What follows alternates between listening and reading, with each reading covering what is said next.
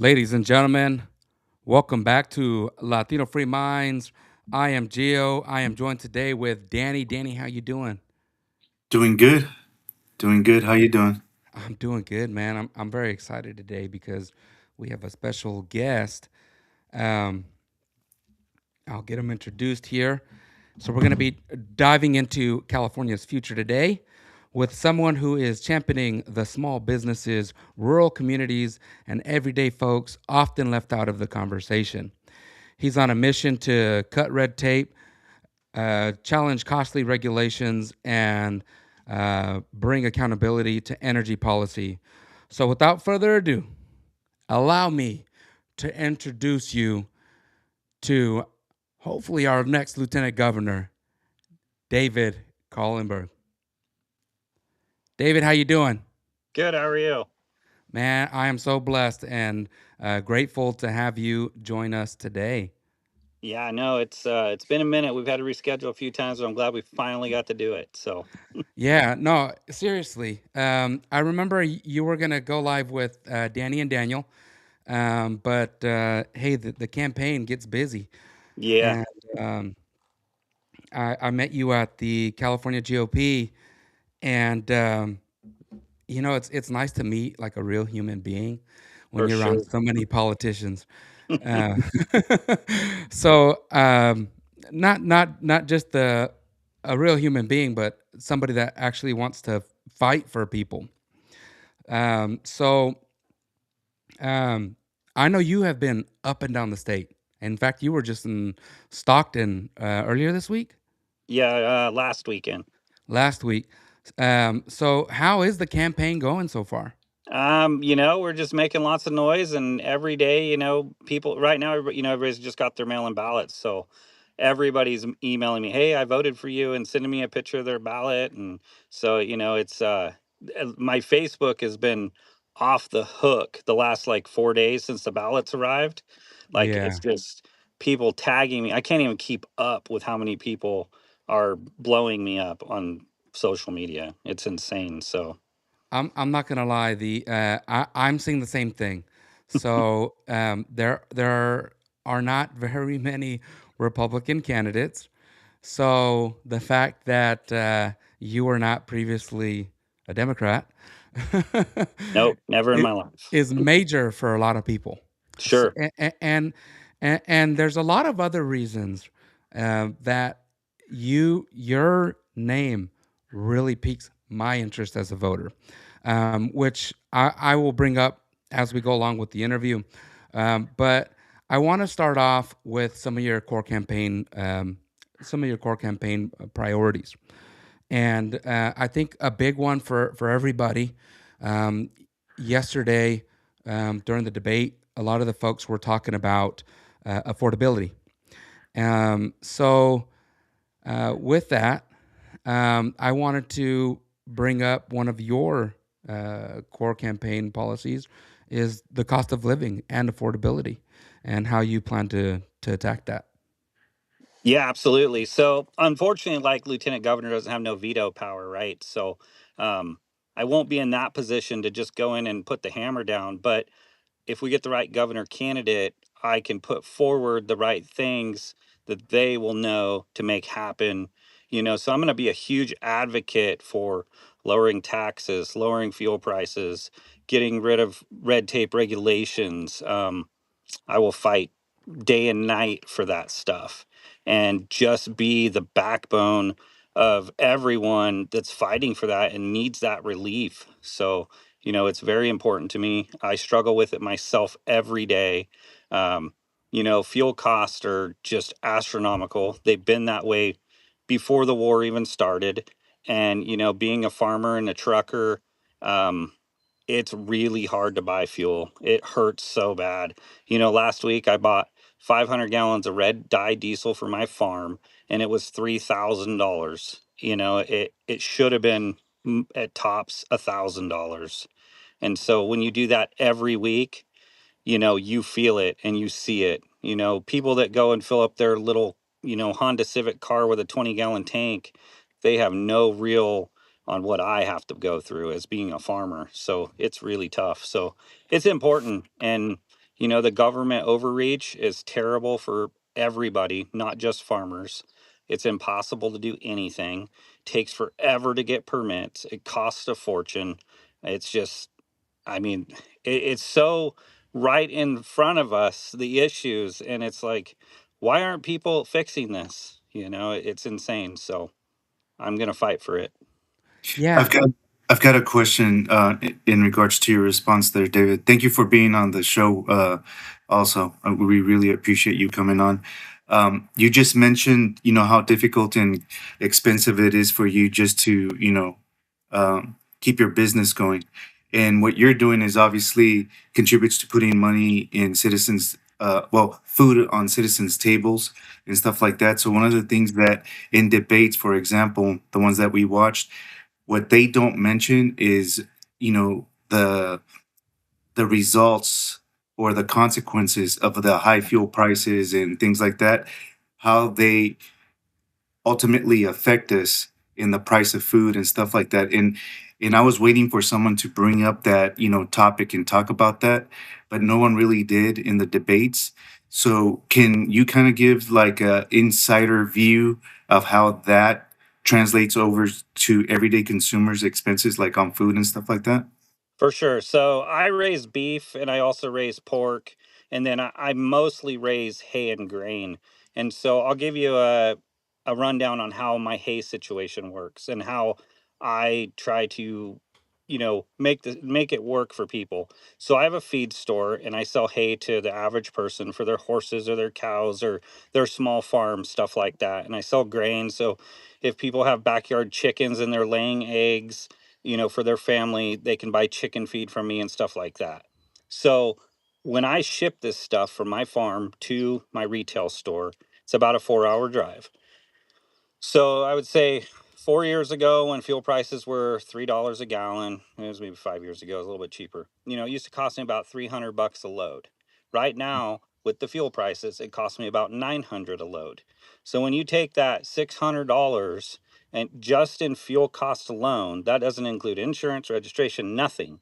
That brings the price of my hay up just a dollar fifty a bale. It brings my bags of grain that people buy $1.50 a bag. That's a lot of money when you're talking a semi load, and then you add insurance that is 3 times as much. You add go buy tires for my semi, go buy everything that goes along with it, power to run my irrigation system. When I bought my ranch in 2017, my power bill for the year for my irrigation system used to be $30,000 a year. Last year it was 100,000. So when you take all these different things and add them up, by the time it's done, my cost of everything is up 50%. Well, who gets to, you got to pass it on to the customer. So Hmm. now everybody's paying more.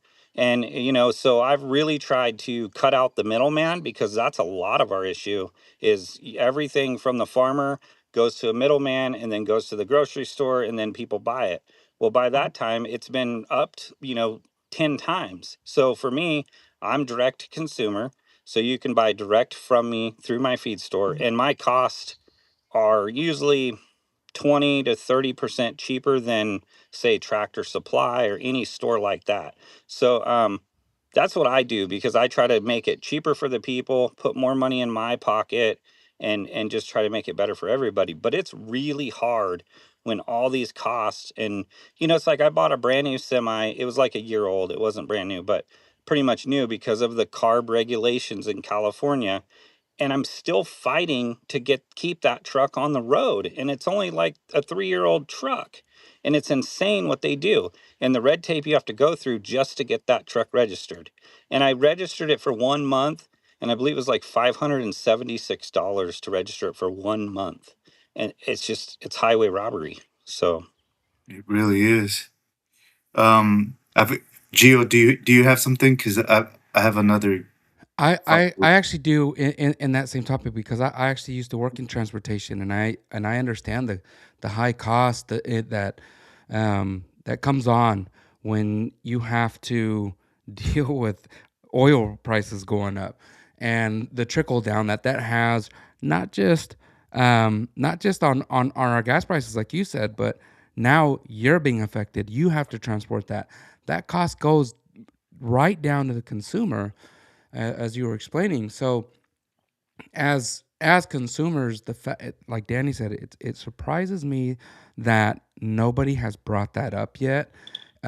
But I think it's something that somebody like yourself, you guys, you own your own business, so you understand those costs. You see how these regulations in California have affected us, and when people talk about the taxes, they're up there talking about these $2 a gallon taxes on fuel. We just have to think like, well, how much does that actually affect us aside from the tank of fuel, right? For me, if it costs me $100, but it costs you on a good year $300 to run your truck, it just piles up. And I've seen those carb regulations for truck drivers, reefers that have to go out of service after 3 years. It's just Mm. like, what? It doesn't make a lot of sense.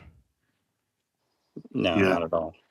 Well, to add to all of that, um, I think you're kind of in a unique situation. You're out in a rural area when people that are talking about decisions that need to be made in the state, like politicians that read off spreadsheets and they're reading off these numbers, they're really not bringing real value to the conversation, in my opinion, because they're exactly just reading numbers off of a spreadsheet. They're amounts that they spend and regulations and whatnot. But with your unique perspective, coming from the farmer angle, you cut out the middleman and you can communicate, how it really affects us directly to the consumers, the citizens. So I'm glad that you're in the race, and I hope that you're able to convey that message the way that you just explained it, so that people can actually um, relate to what's happening in real time. Because I'm sick and tired of the politicians nowadays. They're the words that they're speaking and talking are just so that they can get our vote, and it goes all by the wayside after the elections. So, um, have you been able to deliver the message that way in your campaign? Yeah, so I'll tell you a story that happened. So I went to the San Joaquin thing that last weekend, and we were up there with some governor candidates. And afterwards, one of the governor candidates comes up to me and he goes, I really like you. And the reason I really like you is because when you get on stage, your answers are what everyday people say. You don't talk like a politician, you don't sound like a politician. And I'm like, I don't. When I get up on stage and I talk, I'm answering how I feel in my heart and what affects me personally. I don't script it, I don't anything. It's just who I am. So my answers come off like, this guy's not a politician. He's answering this like, you know, dad over here would answer it. And that's how I answer it. So I don't have that theatrical political lingo in any way, shape, or form. I'm just me and I'm going to put it out there as me. And that's why I've done so well with like my social media because I'm authentic. I go take a picture with my tractor, video with my tractor, or whatever I'm doing. Like right now, I'm sitting on a UTV on one of my properties that I'm working to sell in the redwoods. Like you're not going to see me sitting with a suit and tie in an office, with a scripted speech for you guys. This is me, this is who I am, and that's who I'm going to be and continue to be. So, it's worked out really well for me. Oh, that's awesome. It looks like Daniel joined us right here. Hey, Daniel. Oh, we can't hear you.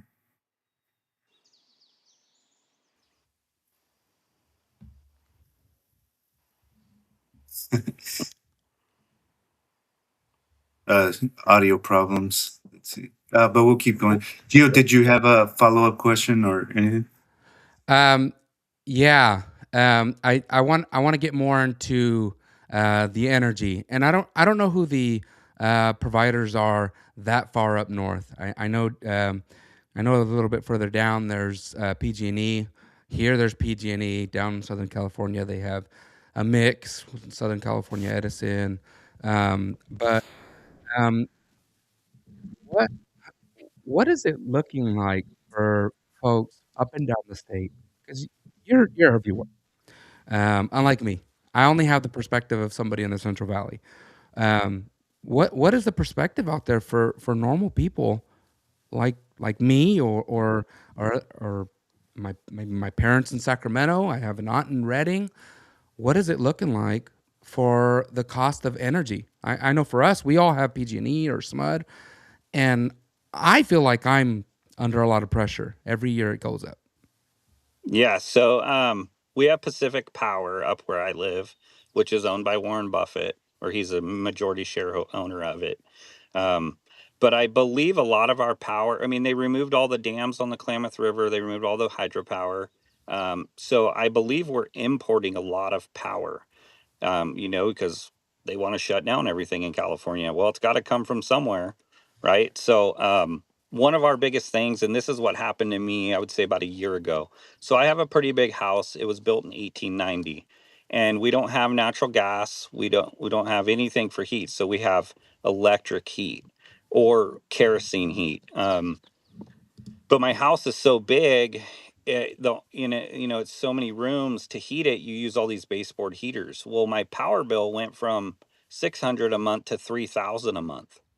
And so after about 3 or 4 months, I ended up moving out of my house and into another house on my farm with my mother-in-law, because that house had a different heating system and it was only about 800 a month. And so all winter I didn't live in my house because I wasn't going to pay $3,000 a month for power to heat it. And I have fireplaces, but they're so big it would burn through a cord of wood every week, and it's just too impossible to keep it going. So I am back living in my house now, and my bill is about 1,200 a month, and it's ridiculous. I mean, it's insane. And the problem is so for Pacific Power, when I get my bill, if I use $600, well, then there's a competition fee of whatever my bill is, it's double. So if I use 600 in power, there's going to be a competition fee for $600. If I used $1,000, it's going to be $1,000. Whatever it is, it's double. And so, why do I have a competition fee?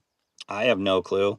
And then we just got a letter that next year, because they're going around and putting all new power poles in, power lines. There's a huge project going on through where I live, um, and they're going to up our power 20 more percent.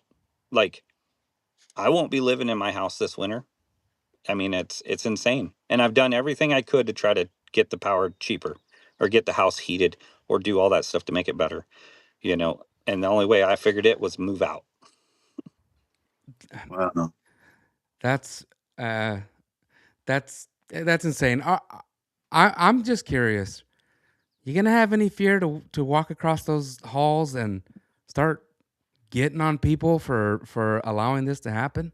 Dude, they they are going to be very scared of me. They already are. And here's the thing. So, uh, with being a farmer, especially where I live, we have a lot of issues with the state water board with overreach from unelected officials that come after our water.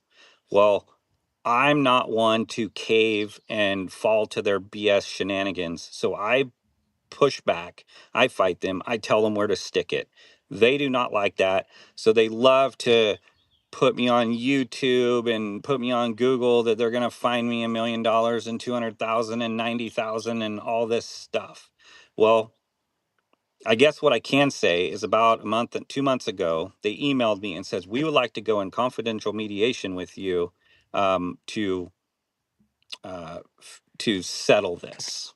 So I am currently in confidential mediation with them because, uh, some of the first things they said to me, somebody, not them, but somebody they had said, well, I've seen all your social media. I know what you're doing. And I know what you say about the water board. Damn right you do.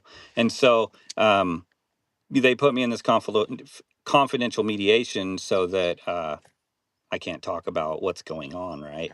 So that's what they're trying to do. But I'll tell you right now, you get me in office and we're going to shake and bake, and these guys better run for the hills. So, Yeah, it's like when you start talking about the truth and exposing the root cause of the problems, they want to send you a cease and a desist order, right?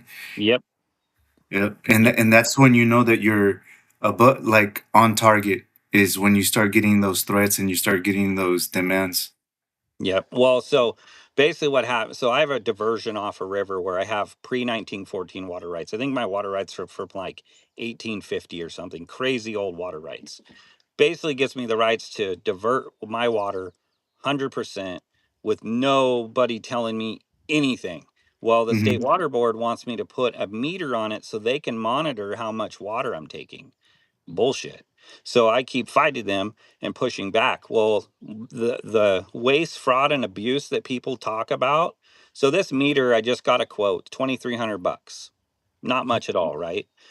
But it's principle. It's for me, it's Oh principle yeah. of them forcing me to do something on my water right that I don't have to do because they want me to do it. So I'm like, no, I'm not going to do it. So they send me a cease and desist that I should not use my water, and then they're going to fine me $1.1 million. And I'm like, no. And so then they send 9 attorneys after me, and they send all their little goonies at the state water board, unelected officials, hearings, this and that BS. And over a $2,300 water meter. And it's for me, it's my right, it's my water right. It's a senior water right, and I have the right to use it. And it doesn't, for me, it doesn't matter what right it is. If you have a right, if anyone is infringing on it, it's a problem to me. I don't care what it is. And so, as simple as a water right. But they spent how much money bugging me and going after me over a $2,300 water meter? And how much, it's just wasting money when they could have said, hey, we'd like to know how much water's coming out of that creek so we can kind of get a better idea for the fish. How about we pay for this $2,300 water meter? Would you mind putting it in? I'd have been, let's do it. No big deal. But because of the way they attack me, I'm not going to be attacked and not fight back. I'm a fighter. So, and I don't care if it makes me look bad. I don't care if they post it on YouTube and whatever else. So,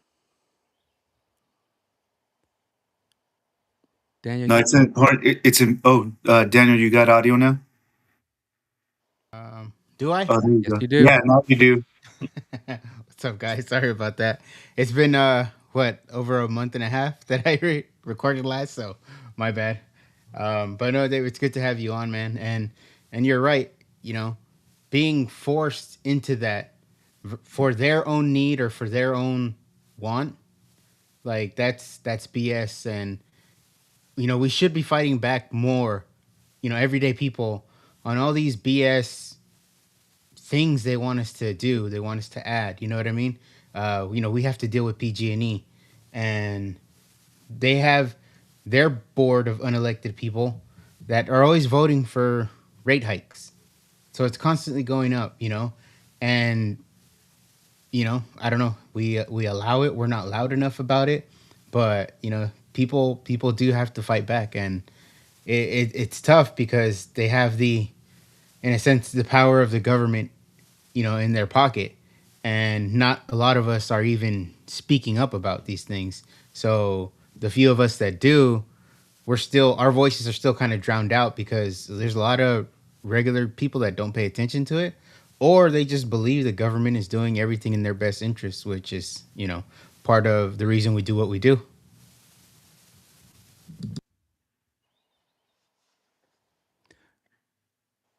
You Yeah. know, it surprises me the lack of people that want to step up to companies like PG&E or the water board or um, whatever bureaucracy that stands in our way and allows them to continue raising these prices up.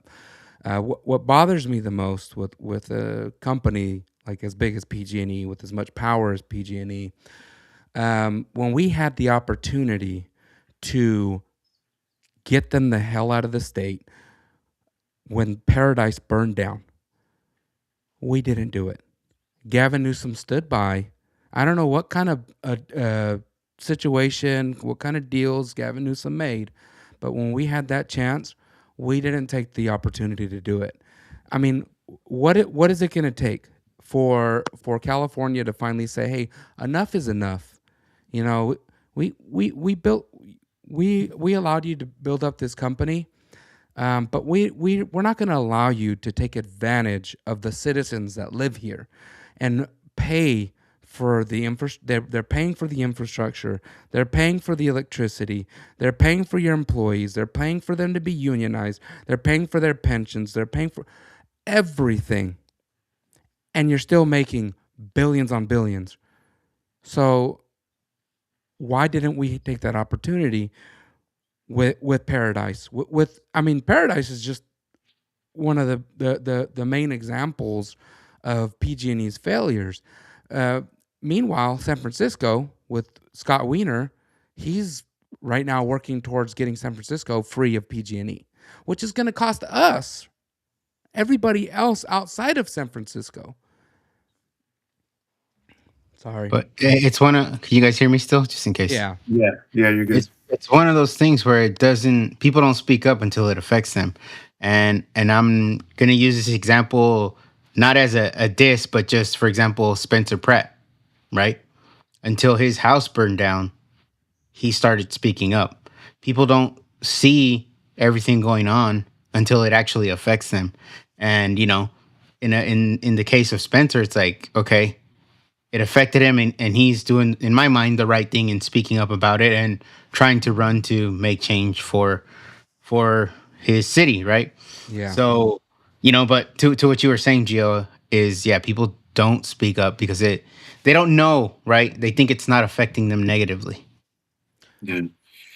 Yeah. One of the things that I want to ask David here is that, going back to the unique perspective in, your profession, if you could talk to us about forest management, because even in the debates, they started talking about um, the cost of insurance, home insurance and whatnot. And to me, they didn't touch to, the root cause of what's part of causing those rate hikes with insurance companies where, over regulations and things of that nature. But from your unique perspective, how does forest management affect all of that? Well, it's huge because, without managing our forest and managing around our properties, we just invite fires. But the problem, so I'm at a property right now that I'm working on to sell. And here's one of the things that happened to me with this specific property with this type of situation. So I have a lock gate, and one day I left it open and I was here, and all of a sudden I had 5 fire trucks in my parked at my house. I'm like, what the heck's going on? Is there a fire? So I go outside and there's all this cow fire, whatever, and they come down and we're doing an inspection around your place to make sure your fire's safe.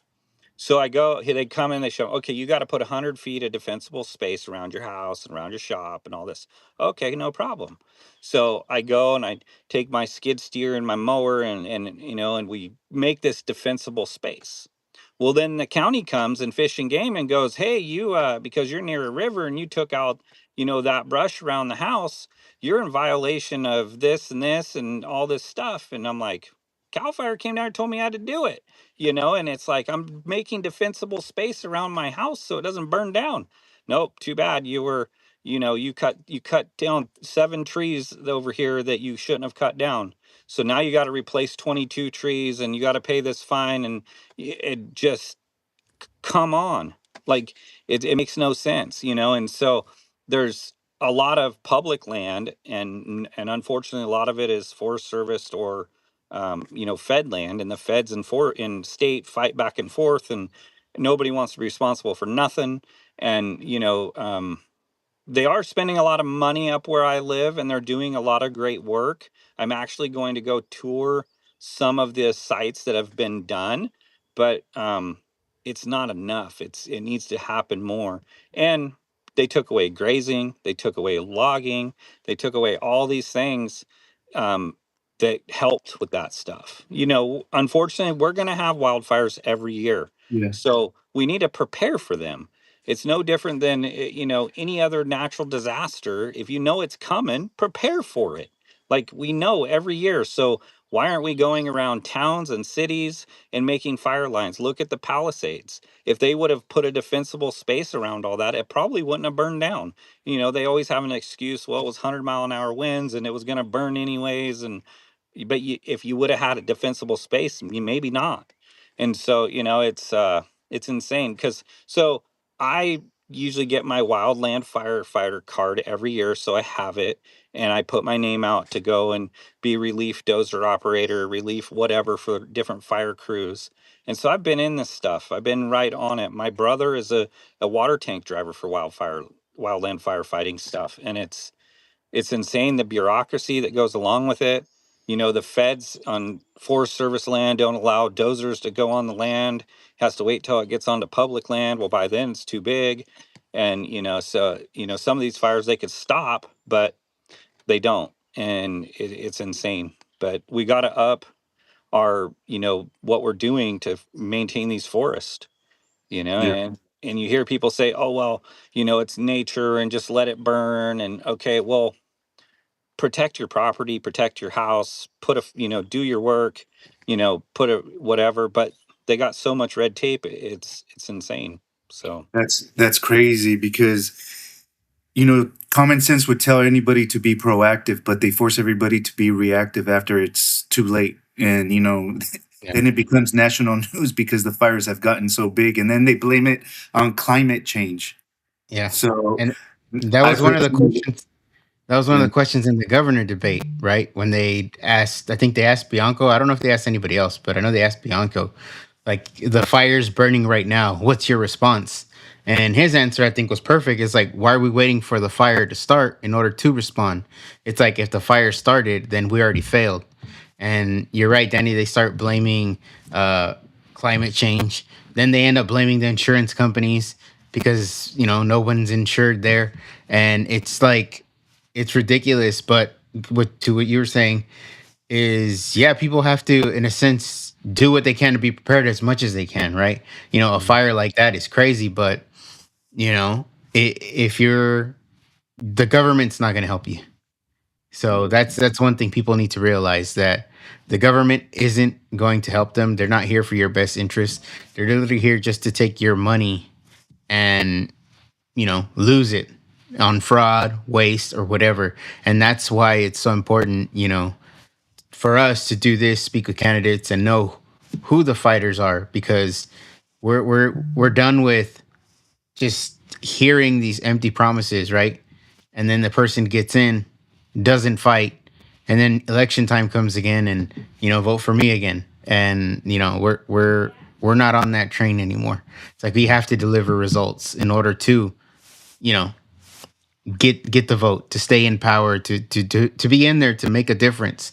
Yeah. Otherwise, you're wasting our time and you're putting us in even more danger. Yeah. And with making a difference, David, um, as lieutenant governor, you would be serving on the UC board of regents and CSU trustees. What are some of the things that you want to focus on as somebody who gets to sit on those boards for universities and colleges? well, we need to work on getting, we have the University Cooperative Extension that does a lot of agricultural stuff. We need to bring back trade schools in the mass, because we're not going to have Yeah. contractors, electricians. We're not going to have people doing concrete. We're not going to have people doing any of that stuff, because nobody wants to anymore, because they've made it so difficult to do anything. And so eventually, if we don't fix those type of things, we're going to have problems. Everyone talks about the universities and kids and loans and student debt and all that stuff. And what I see is, so Gavin Newsom raises minimum wage, $20 an hour at McDonald's, Starbucks, and all these different places, that all these university kids go to work, right? So all the university kids are working at all these places that all went up $20 an hour. Well, that's great. They're all making $20 an hour. Now, what does the university do? Raises the fees. So what was the point? All they did was make our costs go up so that they can get more money for out of these kids for tuition. It's insane. So, it's how are these kids going to ever do anything when they're stuck in so much debt before they even get a job, from their career that they're going to college for? So, um, it's insane. And then they can build these fancy, crazy buildings for the colleges and different stuff. Like, there's a college where I'm from. It used to be Humboldt State University. It's called Cal Poly Humboldt now. And it's not part of the Regent thing, but But what they did is they just bought this huge nursery for millions of dollars that who knows what they're even going to do with it. And then they built this crazy like 10-story housing unit that looks like a something from 2050. And it's insane what they paid for it. But these universities are spending crazy amounts of money on the kids going to these schools, and then us that are you know supplying these kids whether working whatever where they're working, because now they're making more money. But at the end of the day, it's just getting taken from them. So that's what I see from a personal point of view of it. No, I agree. Um, as somebody that has to deal with student loans, for me, the big thing that you said is the trades. Focusing on the trades is so important right now, especially when you consider, for the last 20, 30 years, we've been allowing people and subsidizing their education for things like acting class, um, uh, these gender studies, uh, these things that aren't real, don't make sense, don't really make money when you leave.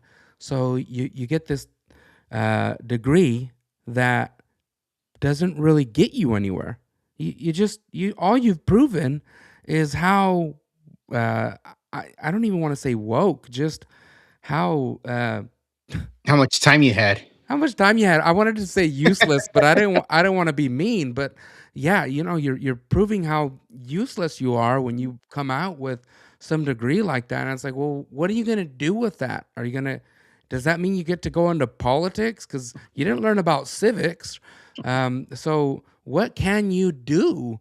Uh, but your focus is, hey, let's start focusing on these trades where we seem to have a lack of people going into, and these are trades that make great money. You're talking about high five, six-figure jobs like plumbing, electricians, like serious jobs that you can make good money in with just within a few short years, and over the long term, probably even start a business.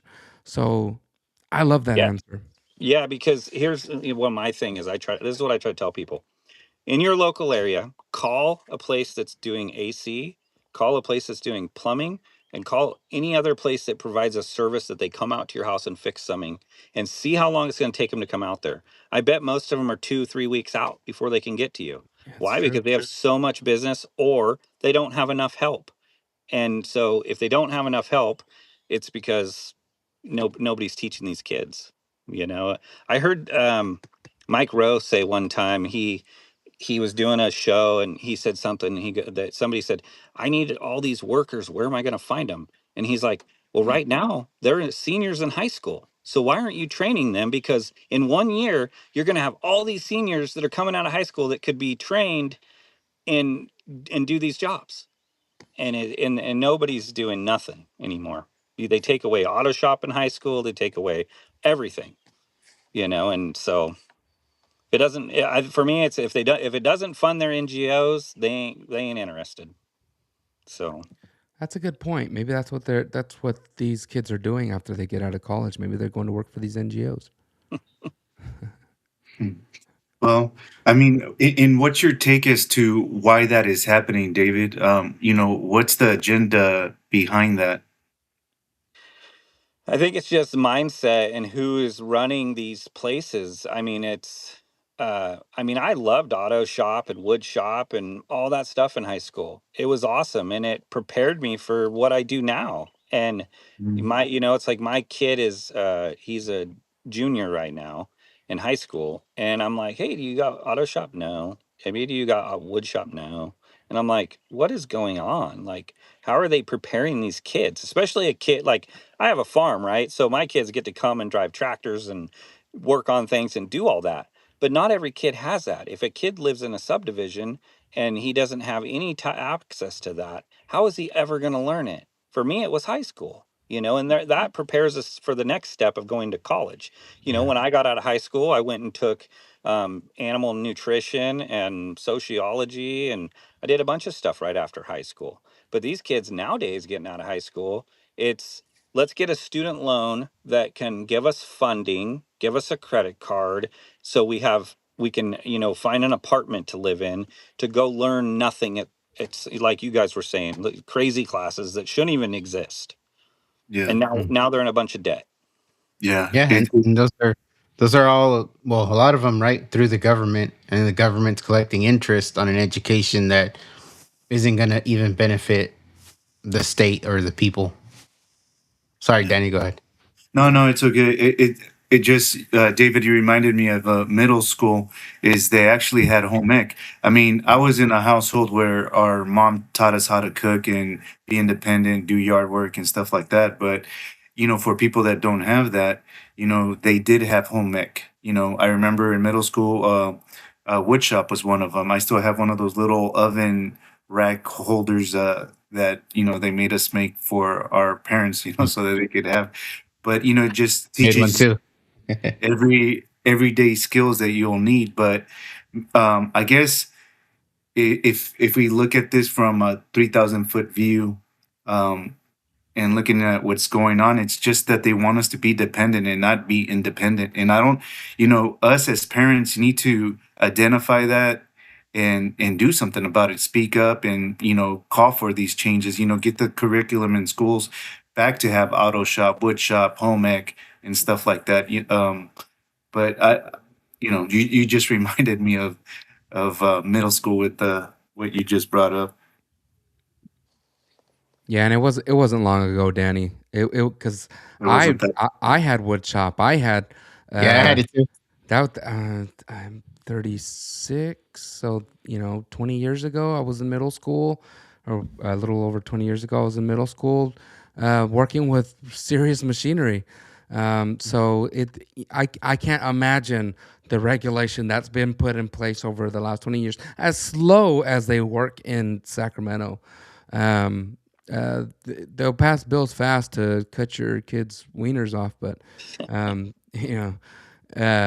Anyways, I want to finish up cost of living and affordability, David, and give you the opportunity to finish up and give your final thoughts on how California. And I stole this from your website here. California should be a place where families can thrive, not just survive. Absolutely. What are your final thoughts there? Oh, sorry. Yeah, so it's important that we have to get common sense people in there. We have to get people that are going to fight for everybody on all sides of the aisle. There's no more one party rule. It's time that, we cut all this BS that is choking everybody, and that's everybody who is minimum wage earners, not the top 1%. Like, they talk about middle class and all this. It's about the people at the bottom that are struggling. There's always scraps for fire victims, but NGOs get rich, and I'm just tired of all of it. So it's important that we fight for that, and I'm going to fight for that. I'm going to bring something to the lieutenant governor office that people have never seen, because most people don't even know what the lieutenant governor does. And most people that I've talked to are like, why do we even have a lieutenant governor? Well, I'm going to show you. I'm going to be a lieutenant governor, and I'm going to be one that is memorable, and people are like, wow. And that's what I want. I'm going to bring the wow factor to the lieutenant governor, and I'm going to make such a huge difference. And I'm going to fight for everyday people like me that struggle, that deal with all these costs, and it's going to be great. So, and the number one thing for me is these people get in office, and then we never hear about them. We only hear about them when they want our votes. So, I imagine somebody was filling in their ballot right now, and they were about to fill in Gloria Romero, and they heard you say that, and they were like, "You know what? I'm going with David." I'm gonna. I want to shift over to something that's very important for a lot of our listeners. As parents, I want to move into education and parental rights, and one of your key priorities is bringing transparency in the classroom back for parents. So what does that look like under David Collenberg? So, I mean, I have 6 kids. My kids are most important to me. And uh, anyone that says I don't have a right to do something with my children has another thing coming. And you ain't going to tell me what I need to do to vaccinate my kids. You ain't going to tell me what curriculum my kids are going to.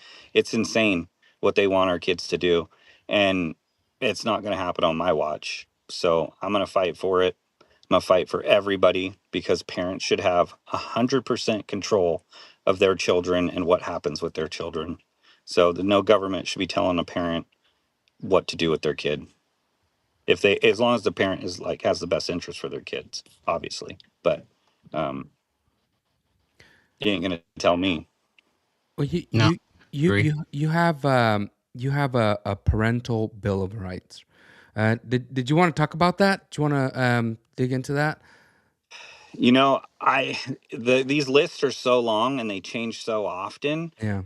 We never know what our rights are anymore. Tomorrow it could be something different. The next day it could be something else. We could have AB 495 to where anybody can go pick up my kid.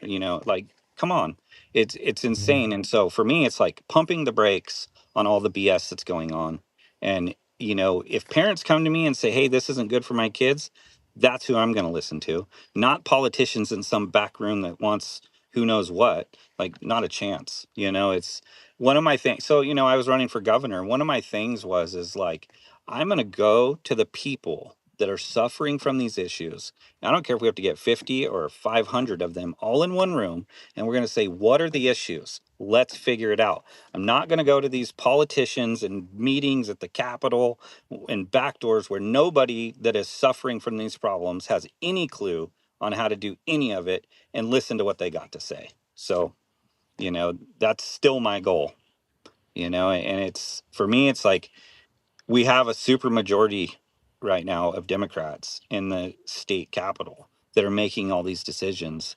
And people ask, well, how are you going to, because you're the president of the Senate, how are you going to do anything because there's a super majority? And I said, well, we're going to have to change the conversation. And for me, it's like, if as long as I just pump the brakes the best I can on their agenda, that's better than not what's That's a going win. on. So So what you're saying is that you're going to listen to the people and not the lobbyists, is what you're and the correct. bureaucrats. Yeah. Correct. It's so refreshing this time around to have somebody.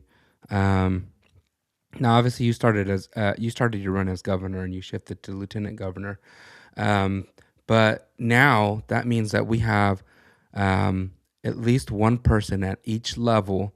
I say at least, really, of everybody I've heard, there's only one person at each level of the ones I'm about to mention. Somebody that the people can hear talking and we go, we know what he's saying. He's talking for me, and obviously for lieutenant governor that's David, and in my opinion, for governor it's Chad Bianco, and from what I can tell, the two of you, um, I mean, there's no golden ticket, right?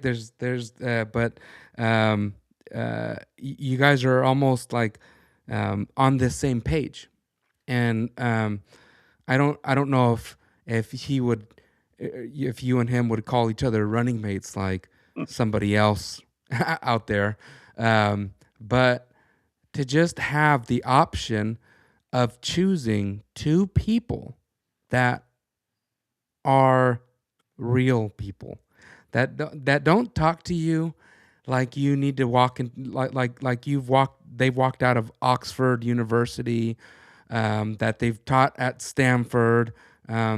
You talk to us like normal human beings. We understand you, very straightforward, and your answer isn't a circle around the bush. It's direct, exactly what you want to say. Um, I'm sorry, I'm kind of drifting here, and I'm going to bring myself back here. Um, so you want to have some local control over school boards, and that's something that I hear up and down the state, from people that we've been in contact with, like down south in Temecula with Daniel Molina. People that go to these school boards. I think even Sonia Shaw started out going to the school boards, right? Hmm. Yep. And this opens up a lot of these fighters that are entering into the state right now. Um, what are your thoughts on bringing that control back to school boards? Yeah, so I think it's very good. Sonia Shaw's doing a fantastic job, and we really need to get her elected. Um, she would be great for that position. Um, we need to bring it back to letting the parents control this stuff. It's time to, you know, get rid of everybody that's not in control, that has no good interest for us. And that's why I'm doing this. I mean, it's because a lot of people ask me, "Well, who's going to run your farm if you're lieutenant governor?" And I'm like, if I'm not lieutenant governor, I'm not going to have a farm, because if the state keeps going the way it is, they're going to take it from me. They're going to bankrupt me so bad that I'll have to sell it. And then one of their conservation whatever can come and buy it and, screw me out of it. That's what they're going to do. They're going to do that to everybody. And so, I mean, what they're doing to our kids, I mean, women and or men in women's sports and in bathrooms, like, not a chance in hell will that happen under my watch. Yeah, man. Um, that's awesome. I want to. I just had this thought in my head, and I want to know your thoughts. And this is worst case scenario, and this is to pump some fear into some of our listeners who might not have voted, maybe aren't even registered, maybe their neighbors aren't registered, maybe they have family that haven't registered. There's a guy out there that's got a lot of traction right now. His name's Javier Becerra. If he gets through the primary and makes it to the general and for some reason gets elected, and you're there having to work as lieutenant governor under Javier Becerra, how are you going to handle working with somebody on the opposite spectrum? It's gonna be rough, but for me at that point, it's just gonna be an exposure campaign.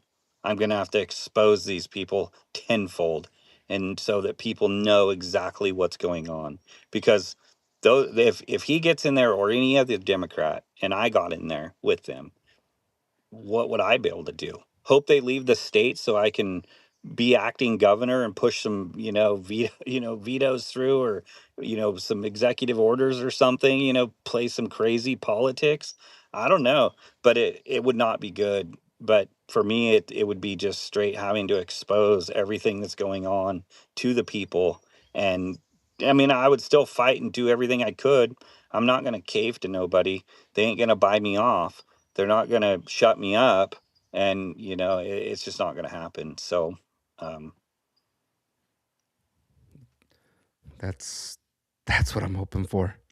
I'm hoping for some exposure. You know what? Even if it's you and another you have a Republican up there like Chad Bianco or Steve Hilton, I I hope that you're gonna bring that exposure regardless. yep. I know Chad Bianco said he wanted to be out there every Friday. I don't know if you want to beat him to the punch and come out on Thursday, but an end of week exposure report from the governor and lieutenant governor would be awesome. And speaking of exposure, a lot of California has been a hotbed for crime, and a lot of sweeping under the table. I had on Tuesday we had Sheriff Alex Villanueva, former Los Angeles Sheriff Alex Villanueva, who explained to us a lot of the laws that have changed in California that not only help sweep a lot of these crimes under the rug, but even deter people from reporting these crimes, which ends up bringing the crime rates down. Which sounds great when you now have 6 Democrats on stage talking about how good their policies have been. But the reality is, as people that live in the state, we notice the crime going up. We notice the homeless population going up.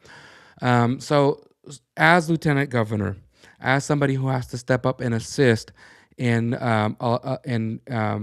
in working towards improving things in California. Where do you begin, and what are you going to be your priorities for public safety? Well, I think it really comes down to the governor we get. I mean, all this comes down to the governor we get. Lieutenant governor, the treasurer, the controller, none of it's going to really matter if we don't get the right governor. And we need one of the top two for sure. So it's hard to say. Now, if we get the right governor, we're going to work hand in hand, both of them. So I've had conversations with both Steve Hilton and Chad Bianco on farming.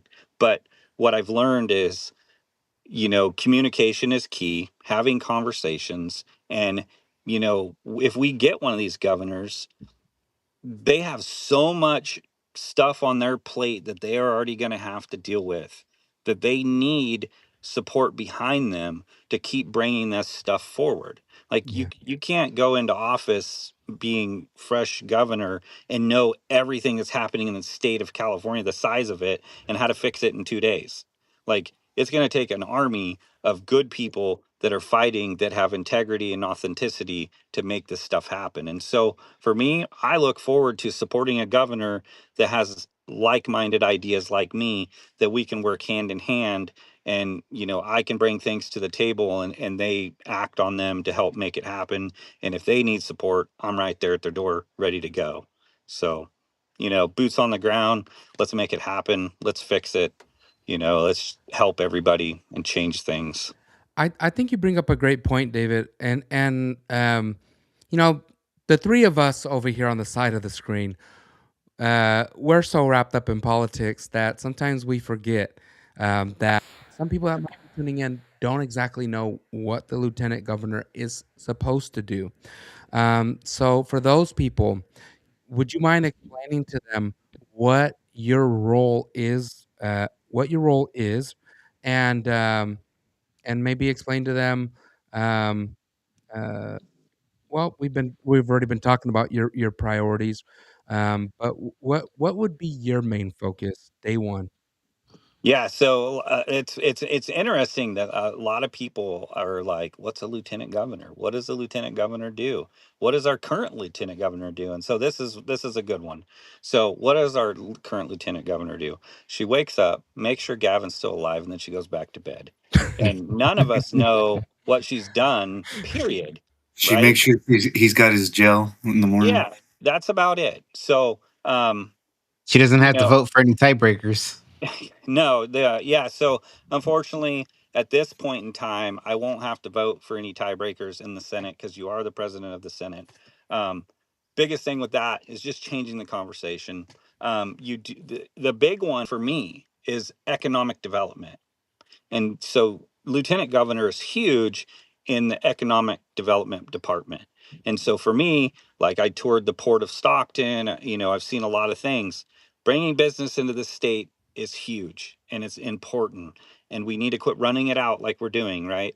So that's the number one huge benefit of being that. You're also one of the three uh, people that sit on the public lands commission. So there's three votes: the governor, you, and the controller. And so that's huge for public land, for all of our OHV, all of our beaches, everything. So that's going to be huge for somebody like me because I'm very active OHV, hunting, fishing, any kind of public land use. I'm all about it, and I support those people. And we're getting so shut out of all of our public land.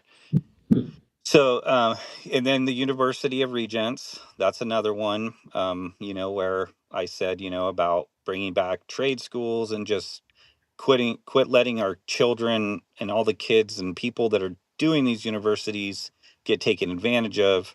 That's going to be huge.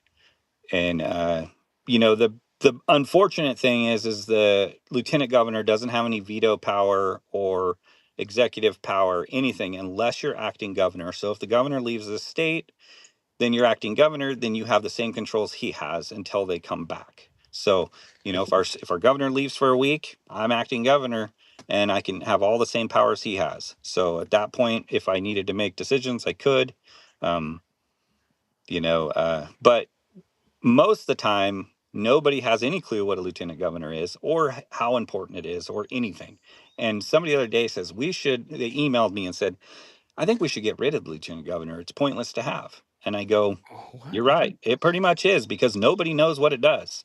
And so I'm like, for now, I want to keep it. And I'm gonna be the lieutenant governor that changes this whole outlook on what a lieutenant governor is. I'm not going to be your standard lieutenant governor. I'm going to be extremely different. You have a huge voice, and one thing you can do is call meetings with all these people, all these unelected officials, CARB, the Water Resource Board, you name it, CEQA, Coastal Commission. We're going to have lots of meetings, and we're going to expose a lot of people. So, um, that's my plan. Yeah, and what you just described right there, I mean, it's getting to the bottom of things, and it's called accountability, and like you said, with that accountability, you'll be able to bring transparency to the people, and that's something that we've never had. So that actually would be very memorable for a lieutenant governor to bring to California. Um, so that's awesome. You bring a really unique point of view, that it's actually too much common sense, and I don't know why the hell we don't talk about this more often. But you bring so much value, with your perspective and your background. And one of the things here in California, where the wolves pulled over, all of the citizens in California, is with climate change. And not to be like a climate change denier or anything like that, but I just feel like you would bring a lot of insight when it comes to that. Absolutely, because who knows if it's real? They want us to believe it is. Maybe it is, maybe it's not. But we're going to find out, and we're going to make the truth out there. So if it is, it is. If it's not, it's not. Things change. The earth changes. Nothing we can do to control it. It's going to shake us off like fleas one day. And, George Carlin had a very good speech about this. I don't know if you guys ever watched it, but he talked about climate change, and it was a pretty good video. So you should go watch his video if you haven't. And it talks about this stuff, and so it's hard to say.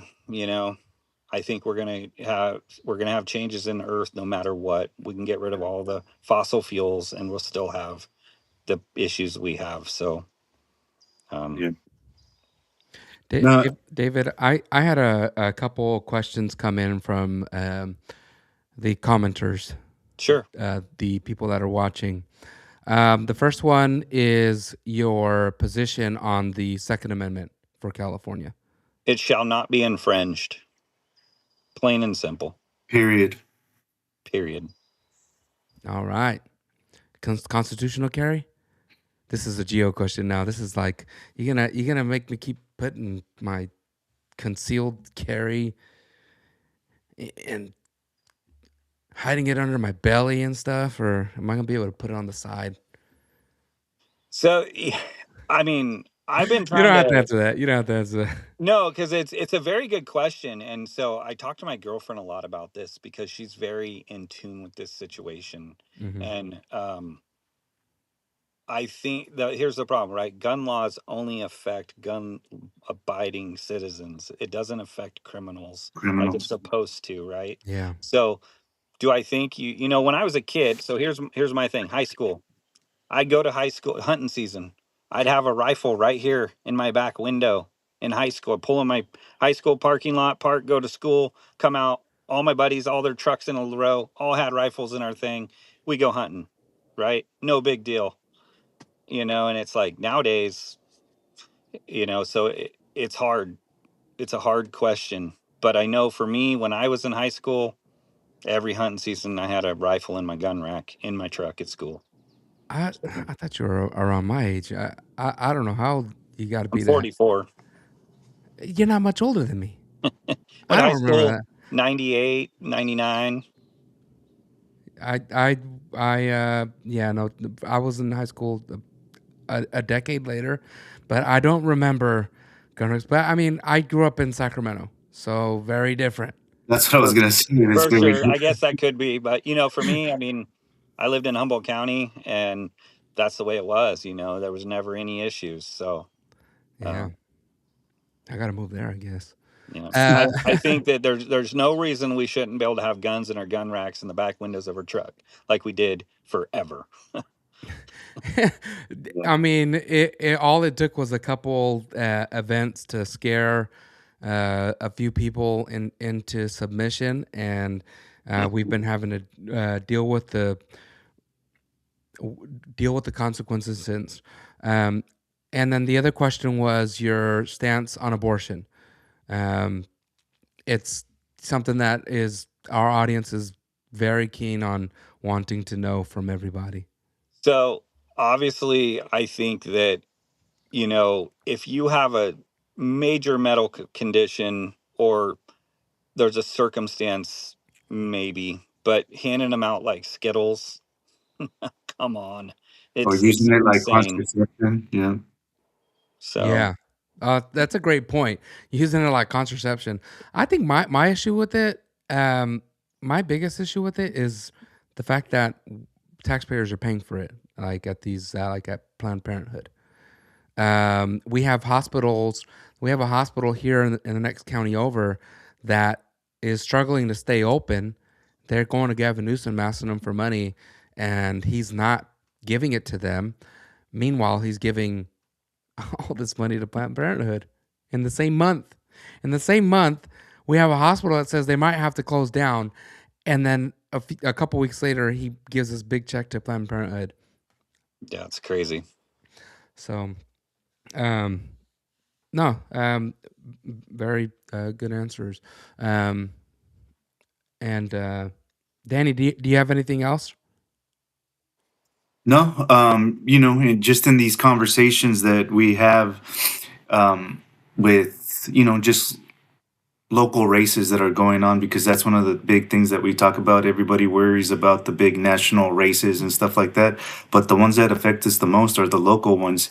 And the common theme is that, our rights are as citizens are being just taken away little by little. It's like it's a game of inches. It's kind of like what they say in football. It's like, you know, you want to get to the end zone, but sometimes you got to take it by, 5 yards here, 5 yards there. And that's exactly what they're doing until they remove all of our rights. So, someone like you that's been going through that exact same thing in different situations, we need a voice like you.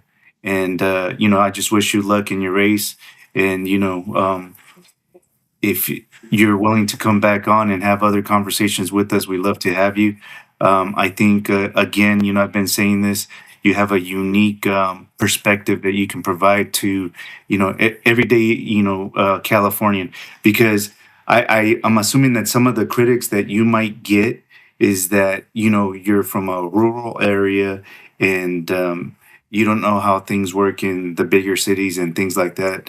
But that's one of the blind spots that we have, and we have to acknowledge that is that your unique perspective affects the big city people. Yeah. We get food on our table because of what you do. So Absolutely. yeah, I think it's really good that you're out there and you're voicing your opinions and your concerns. So we appreciate that. Yeah, Alyssa has a pretty good comment in your comment section. I was just I saw that and I was like, I'm gonna read that as soon as I get an opportunity. But I wanted to say something because we are getting close to the closing out moments, and before I chase everybody away by allowing you to give your final um, words, I want to remind folks that we have about a month. June 2nd um, is the last day to vote. I urge you, do not wait until June 2nd. A lot of silliness going on, okay? So the last thing you want is you to sign your ballot, take it in on June 2nd, and then find out a week later that your signature wasn't accepted. So as soon as you get your ballot, complete it, take it in. All right. Me personally, I take it to the elections office. I know some people will send it in the mail. They trust the mail. I don't want to talk bad on the USPS, and anytime I go, the employees are great. But I just want to be sure. It is a drive for me, but I get in the car and I take mine, and my wife comes with me. She takes hers. Um, Aside from that, I want you, if you do not know if you are registered, if you have not received your ballot yet, go to leadunite.com, leadunite.com, leadunite.com. It is our website, but we have links right up at the top. You could check your registration status. You could register. You could track your ballot, and there's also a voter guide if that's important to you. My opinion is you should look into every candidate, especially these big ones, right? And for me, big ones are right down the street too. So um, make sure that you are informed, make sure that you are registered, make sure you vote early, and track that ballot. Send it in. Make sure that it is counted. Okay, make sure that they've received it at your elections office. So I wanted to read that comment from Alyssa Garcia. I'm going to put it on the screen, actually. I've seen Collenberg protect his community by going out and putting in fire lines when the state sat and waited for directions. He's a no BS hard worker. I'm a Latina born and raised in Siskiyou County. My husband is a logger. My son was a union trade worker who lost his job with the local mill closure. He's aware of the changes we need. And she followed that up with, that's why he's experienced, because he has to jump through hoops. So I I appreciate you, Alyssa, sending in that message, because it goes on top of what Daniel was saying. Is we have the perspective of somebody that knows what he's talking about when it comes to these things. Because a lot of times we just have these folks up in well, for you guys down in Sacramento, that make these policies that don't make a lot of sense. And even as somebody who grew up in Sacramento, right? I don't want you guys to think that Sacramento is just full of politicians. It's also a city, right? So outside of those few blocks in downtown, it's a completely different world. But within those few blocks, there's a lot of people that just seem to be out of touch with what's going on. So sending in somebody like David to me seems like a really good idea. In fact, I'm going to tell you right now, I'm going to walk down to my mailbox because I did get a message from USPS today. I get images of everything that comes in, and my ballot has just been delivered. So I'm going to walk down to my mailbox. I'm going to pull it out, and I will be voting for David. And there's a few other people that I will be voting for, and I'm sure a lot of people know the folks down my list. I don't want you to vote who I am voting for. I want you to be very well informed and vote for your reality. It's the phrase that Danny and Daniel came up with, and I have been living with it for the last 2 years, voting my reality. So make sure you are informed. And if you like David, make sure you vote for him. I am going to vote for him. There's a few other people I will vote for. For me, I got a dream team, man. I got a dream team. If you want to hear it, I'll say it. I got Chad Bianco. I got David Collenberg. I got David Serpa. 2 Davids on there, huh? I got Sonia Shah. I've got. I'm gonna steal a couple from Steve Hilton here. I got Herb and I got Michael Gates. Those are my choices. You could choose whoever you prefer, right? I know in some of those, mine just happen to be all Republican. That's just by chance. That's just by chance. Those are the people I really like. Gio, it sounds like you've got a common sense ticket going on. It's So my dream team. That's my dream team. Now, if everybody if everybody else can have the same dream as Gio, come join it. David, now that we've gone through all that, I want you to give your final message to the viewers, and when you finish it off, please let them know where to find you, because I know you are Oh, we just lost David. Um, well, if he can log back in, that'd be great. If he doesn't log back in, oh, he's back. There he Oh, is. final I, message, I David. don't know what happened there. It just glitched out. So That's all right. Well, you're back. That's important. Um, so my last thing was make sure you let them know where to find you. I know you yeah. have the So Facebook, you have Instagram, you got everything. yeah, I got Facebook, TikTok, Instagram, True Social, X, YouTube, you name it. Um, so my website is Collenberg26.com. That's Collenberg 26.com. That's my website. There are links to my social medias on there. If you want to find me on Facebook, it's Collenberg for Lieutenant Governor 2026. TikTok and Instagram is Farm and Dave, which is farm in the letter N and then Dave. You can find me on all those socials. Well, thank you. And final message to all the viewers, and not just the viewers right now, because there's going to be people watching later. We're going to clip this up, and the message that you have for everybody that might be filling out their ballots as they watch this. I am the only candidate for lieutenant governor that my ballot designation says farmer. So vote for a farmer. Let's fix the water in the north so everybody in the south has water, and let's make California the best it can be. I had to say that under my breath, because I don't want my pastor coming at me. But yeah, freak yeah. um, I always like to close out Latino Free Minds with a prayer. David, I'm not sure if you feel comfortable in praying. If you would prefer me to pray, I don't mind praying. But I always like to send off our listeners, especially right now when California needs God to move some mountains, it seems like.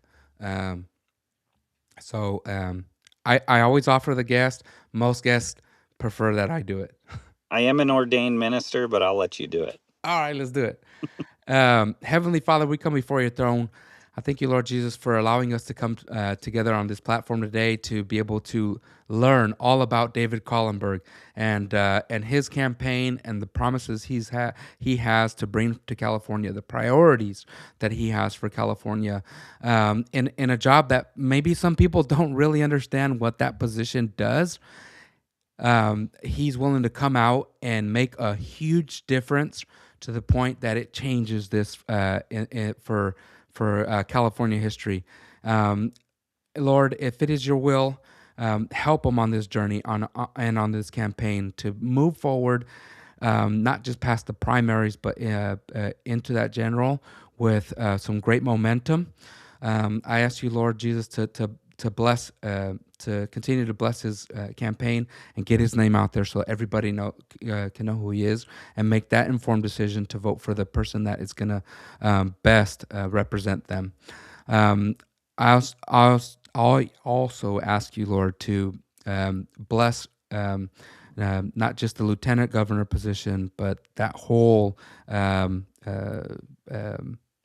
the whole of California in local elections, state elections, and even some of these federal positions that we will have on there, the voter ID vote that we will have on there.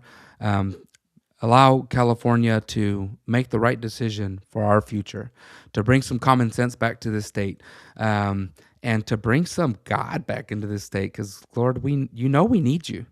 Um, and with that, Lord, I ask you to bless our listeners, to watch over them, provide for them, and continue to um, bring them back here to watch Latino Free Minds. In Jesus' name we pray. Amen. Amen. I didn't want to be selfish there at the end, but I had to be. I had to be. If it's your will, Jesus. Well, David, thank you so much for coming on.